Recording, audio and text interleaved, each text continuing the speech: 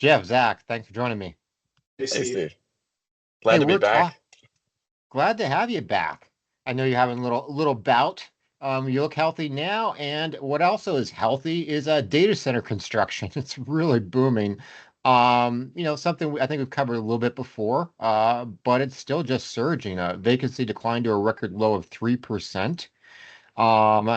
Recent report from JLL is describing it as insatiable demand despite rampant construction. Some of your guys' thoughts in terms of what we're seeing with just this continuing surge around data center construction. I'd like to actually say, well, maybe all the surges in utility costs will go to those people instead of the everyday real estate owners. But I'm not sure how that's going to work. But I can only imagine that the energy costs are going to keep going up as these data centers are put into place, and the costs are going to keep going up. Honestly, I'm sure there's a need for it. It's not my market. I'll leave that one to Zach. That's what he likes that stuff more than I do. Well, it's funny because I have some experience with this the first time around in 2000 to 2003.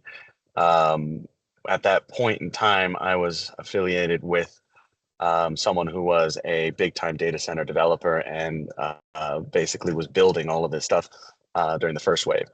And I think that this wave is different. What happened at that point is there was massive overdevelopment. They had a lot of dark space, a lot of extra capacity that never ended up getting filled up. And it took them 20 plus years to get back to this point. But this time around, I think it's different because of AI and everything else. So I think that you're going to need massive server farms and cloud computing that you're not going to see overdevelopment and that you probably don't have enough supply. That being said, technology always gets more efficient, which means that server farms, AI, computing, everything else will probably get smaller. At which point you might have enough space if you keep building at this record rate. But I agree with you, Jeff. I think the bigger thing is going to be into the infrastructure supporting it, energy and otherwise. And so real estate surrounding that, I think, is going to be where the bigger play is. Yeah. Yeah, and I think the limiting factor here, there's a few limiting factors. One is if AI becomes as successful as some people are excited about, there's going to be a limiting factor of power generation because it's power hungry. So you can only build as much as you can power. And that's why we're starting to hear talk about reactive nuclear power plants like Microsoft Yeah. talking about 3 Mile Island and stuff like that, because there's just not enough power on the grid. So you're going to have that limiting factor. You're going to have to deal with power generation, and windmills and solar it isn't going to do it. You're going to have to turn to nuclear, probably a lot more natural gas and other things, and that's going to be a limiting factor.